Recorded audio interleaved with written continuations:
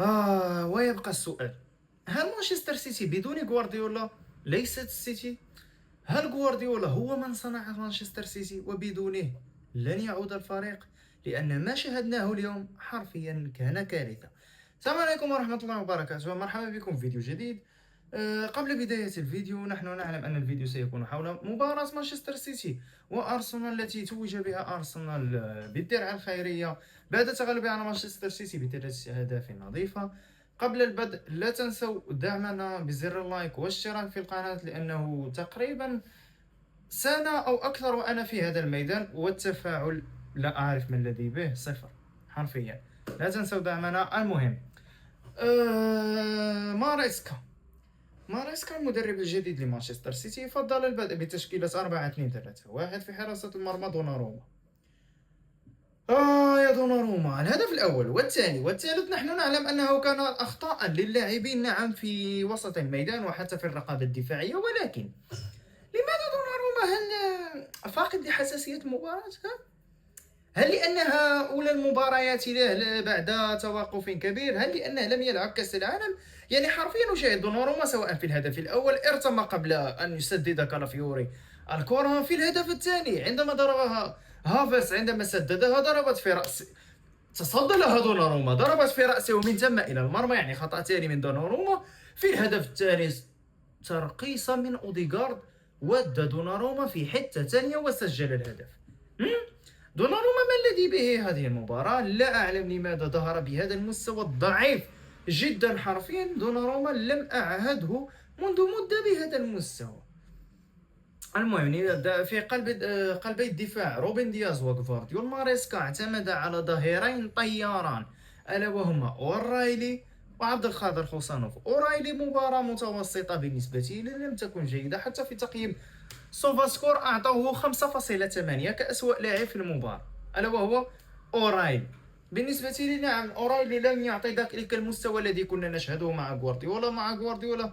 كنا نشاهد أورايلي نعم في الرسم التكتيكي ضوضاء.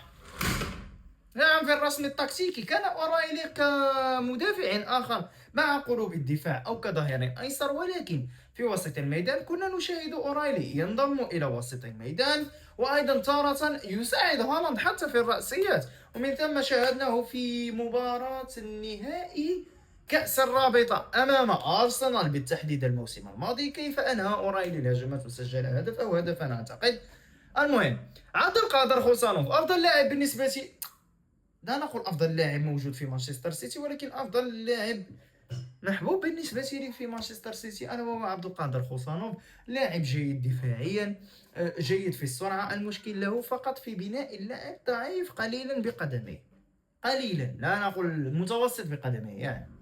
مباراة جيدة لخوسانوف بالنسبة لي. المشكل الأكبر كان روبن دياز موسم وراء آخر مستوى منخفض. لم أشاهد روبن دياز 2023 إلى حدود الساعة منذ نهائي دوري الأبطال أمام الإنتر عندما توج مانشستر سيتي، وروبن دياز في سقوط مستمر. في وسط الميدان الوافد الجديد أندرسون بالإضافة إلى كوفاسيتش أتذكر مباراة كرواتيا أمام البرتغال، حرفيا كوفاسيتش كان في عالم آخر تلك المباراة وظلم في جائزة رجل المباراة. حتى اليوم كوفاسيتش كان بالنسبة لي هو محرك مانشستر سيتي وأفضل اللاعبين في مانشستر سيتي. الوافد الجديد أندرسون كانت له بعض اللمسات، ولكن وسط الميدان في مانشستر سيتي حصل فيه خلل كبير بعد خروج أولا غوارديولا، ثانيا بعض اللاعبين، ولكن أولا خروج غوارديولا.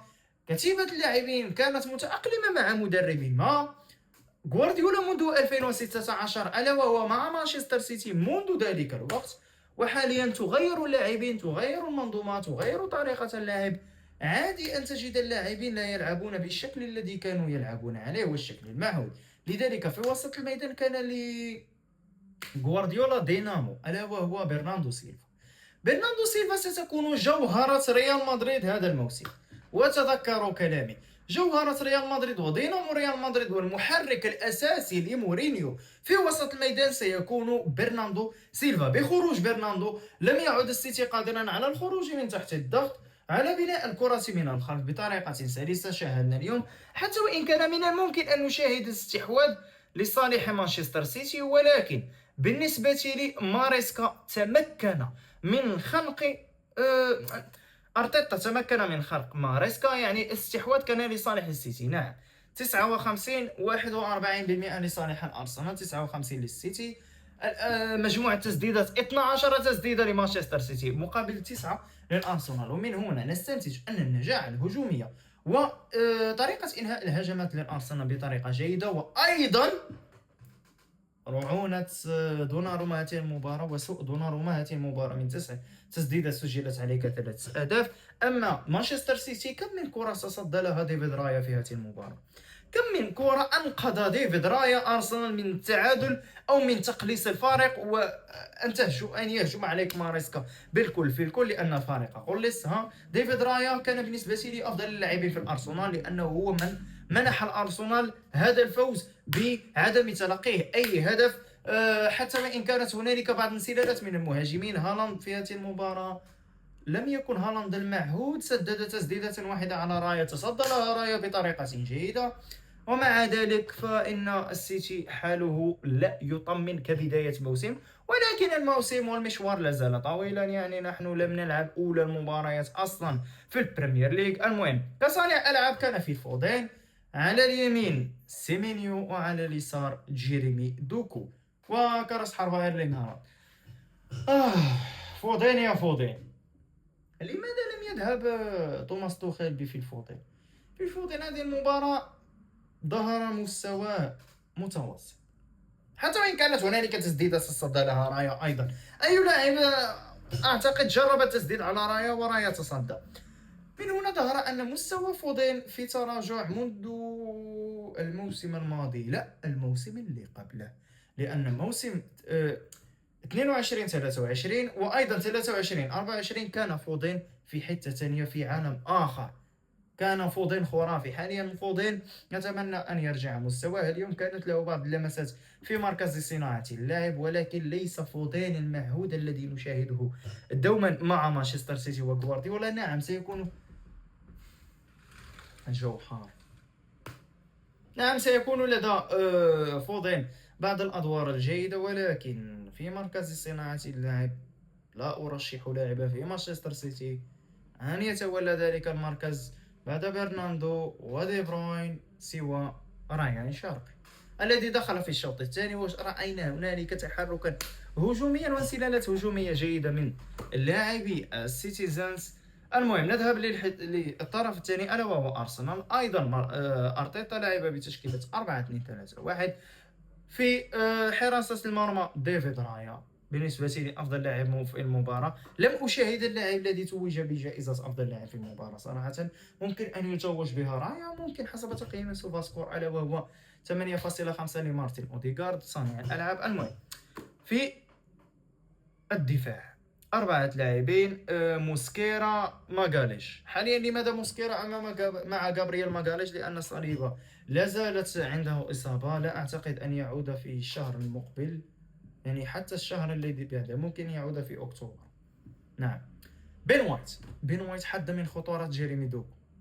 كانت هنالك تسديدة رايا لم يكن في المرمى، لم يكن متمركز جيدا، دوكو سددها، بين وايت تصدى لها بطريقة بأعجوبة وراحت للركنية. بين وايت مباراة تاريخية. حاليا تيمبر لا زالت لديه إصابة، ممكن أن نشاهد بين وايت حتى أواخر شهر نوفمبر. نعم. للمعلومة لمن يلعب فانتازي عليك ببين وايت. بين وايت في مركز الظهير الأيمن لديه حاليا نسبة امتلاك تقريبا 4 إلى 5%، يعني لاعب ديفرنشال، ممكن أن يحدث لك فارقا. ضوضاء. ممكن أن يحدث لك فارقا في التشكيلة. وارجعوا لكلامي، أنا لم أجهز لحدود الساعة التشكيلة التي سألعب بها. هل سأعتمد على هالاند أم لا؟ لأن هالاند أغلى ثمن في تاريخ الفانتازي، 15 مليون ونص. ولكن بين وايت سيكون عندي صراحة، بين وايت سيكون عندي لاعب ديفرنشال. على الظهير الأيسر كالافيوري وسط ميدان دفاعي شغال، قلب دفاع شغال، ظهير ايسر شغال، ظهير طيار شغال. الهدف الاول الذي سجله كالافيوري يا له من تماركوس. تماركوس مهاجم صريح، تماركوس مهاجم صريح، وطريقة الإنهاء جيدة جدا، حتى وإن كانت رعونة كبرى من دوناروما في ذلك الهدف، لأن دوناروما جعل كالافيوري في موضع جيد جدا للتسديد. سدد كما شئت، سدد كما أردت. دوناروما ارتمى للجهة اليسرى وكالافيوري سددها بالراحة على الجهة اليمنى. ولكن هذه التمريرة تحسب لوسط الميدان. لدينا برونو غيماريش ولويس سكيلي صاحب الاسيست لكالافيوري. لويس سكيلي اسيست، تمريره واحده كسر خطي الوسط والدفاع لمانشستر سيتي، وانفرد كالافيوري بالمرمى وسجل الهدف الاول. حرفيا لويس سكيلي منذ مباراة الارسنال وريال مدريد في دوري الابطال في الذهاب، مباراة ضربات الحرة لرايس، لويس سكيلي في تلك المباراة شاهدته في عالم آخر. لاعب جيد قابل للتطور، لاعب صغير قابل للتطور، قابل للتحسن، ممكن أن يكون له مستقبل جيد. حاليا لويس سكيلي ممكن أن يكون لاعب منظومة بالنسبة لأرتيتا، لاعب شغال، لاعب منظومة يمكن الارتكاز عليه لموسم كامل. برونو غيمارايش مباراة جيدة، كأنه كوافد جديد بالنسبة لي، مباراة محترمة، لأنه لا زال جديدا على الفريق، لا زال جديدا على المنظومة، لا زال جديدا على أرتيتا، لا زال جديدا على طريقة اللعب. نعم، هنالك من سيقول لي لعبوا مباريات ودية تحضيرا لبداية الموسم، ولكن تلك المباريات الودية لا بالنسبة لي لا تسمن ولا تغني من جوع. نعم، تجرب فيها بعض الأفكار التكتيكية، نعم بعض المدربين يتخذون نهج تكتيكي، قرارات جديدة، ولكن بالنسبة لي لا أعتمد عليها بتاتا، لأن اللاعبين يقولون فقط مباراة ودية لن نلعب عليها جيدا. أما اليوم فإنها مباراة على بطولة، على كأس الدرع الخيرية تقام كل سنة، لا أعلم صحتها من عدمها. هل كأس الدرع الخيرية هي فقط مباراة ودية؟ هنالك من يقول لي فقط خيرية، فقط ودية، وهناك من يقول أنها كأس السوبر الإنجليزي، نظرا لأنه يلعب بطل الدوري الإنجليزي وأيضا بطل كأس الاتحاد الإنجليزي، وبذلك فكأس الدرع الخيرية ألا وهي كأس السوبر الإنجليزي. هنالك من يقول هكذا وهنالك من يقول هكذا. اكتبوا لي في التعليقات، هل هي رسمية تحت لواء الاتحاد الإنجليزي والفيفا والويفا، أم أنها فقط مباراة شكلية ودية وكأس شكل؟ المهم، بالنسبة لي 3 في المقدمة. هافرتز سجل هدف، نعم. تخيل أن يأتي لك الفوز من طرف هافرتز. والله في نهائي دوري الأبطال الموسم الماضي عندما سجل هافرتز كنت أقول هل سيتكرر سيناريو 2021؟ هل هافرتز هو من سيأتي بهدف الفوز وهدف اللقب لأرسنال في دوري الأبطال؟ والله كنت مع باريس سان جيرمان قلبا. الحمد لله أنها عدت على خير، ولكن كأس الدرع الخيرية توج بها أرسنال هانية. توج أرسنال أو لا توج، هذا ليس ماذا؟ زوليس قدم أسيستين في هذه المباراة. من أين ظهر هذا الفتى؟ متى تعاقد؟ هل تعاقد؟ هل زوليس لاعب من أكاديمية؟ من أين ظهر؟ والله جناح جيد يعوض لك مارتينيلي، وأيضا تروسارد الذي انتقل أعتقد إلى بشكتاش. جناح سأبحث عليه. زوليس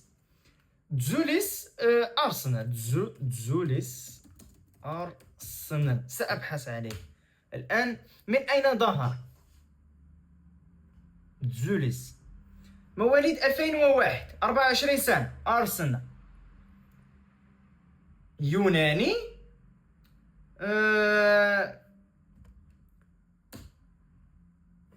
Transfers news. Complete the signing of Grace and from Club Brugge. تعاقدوا معه ب40 مليون يورو من كلوب بروج. هذا اللاعب سأضع عليه عيني هذا الموسم، لأنه لاعب جيد، لاعب يتمركز جيدا، يفتح على الجناح جيدا. عندك زوليس حاليا رأيته، وأيضا جروتس الوافد الجديد البلجيكي الذي انتقل إلى باريس سان جيرمان. لاعبان اثنان أثار انتباهي حاليا في هذا الموسم جيدان. مودويكي أفضل من ساكا. أنا مع فريق مودويكي لأن مودويكي أفضل من ساكا ويستحق الأساسية على ساكا. في كرة ما مررها من؟ أعتقد تزوليس إلى ساكا، كرة الهدف الرابع ساكا وداها وأسقط حمامة وطيران، حمامة طيراني وحمامة نفس الشيء. المهم أسقطهم من السماء. تخيل أن ساكا، هنالك من يقارن ساكا بأي جناح كان.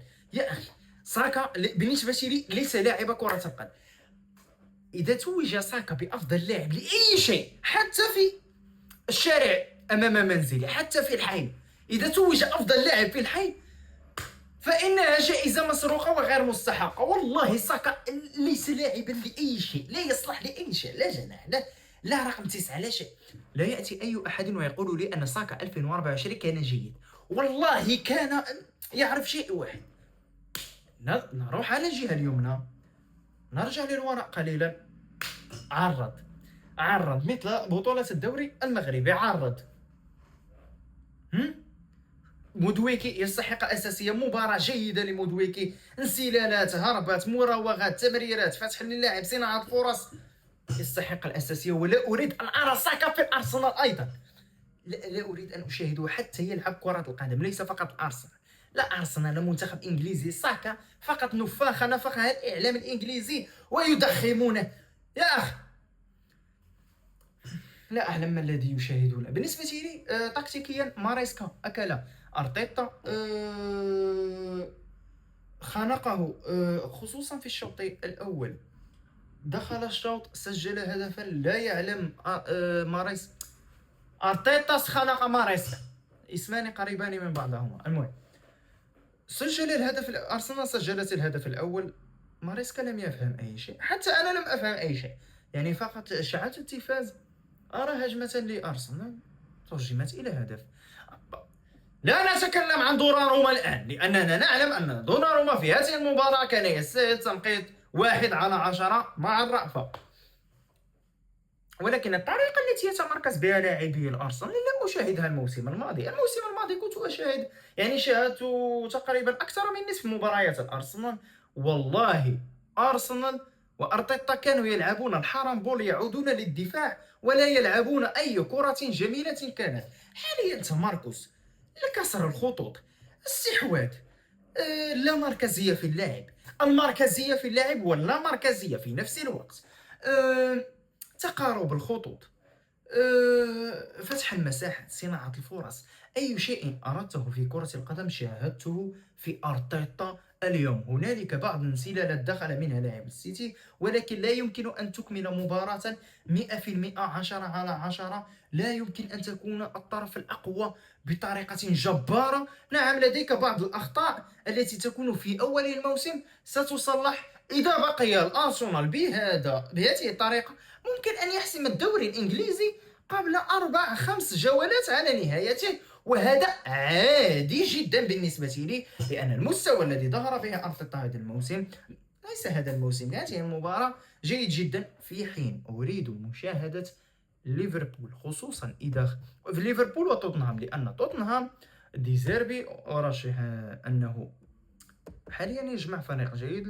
طونالي من الممكن أن يأتي بغاكبو، وأيضا ليفربول. أريد أن أشاهد ثنائية فان دايك وأراوخو. والله أفضل ثنائية دفاعية، لا أقصد الإهانة ولا أي شيء، ولكن أراوخو مدافع جيد وحتى فان دايك. وهذا ما سيكون هذا الموسم. السيتي لن يتوج بالبريمير ليج ولن سينافس على سباق اللقب، ولكن أرشح السيتي تقريبا المركز الرابع في الدوري الإنجليزي أو الثالث. لا أرشح السيتي في الثاني ممكن ليفربول.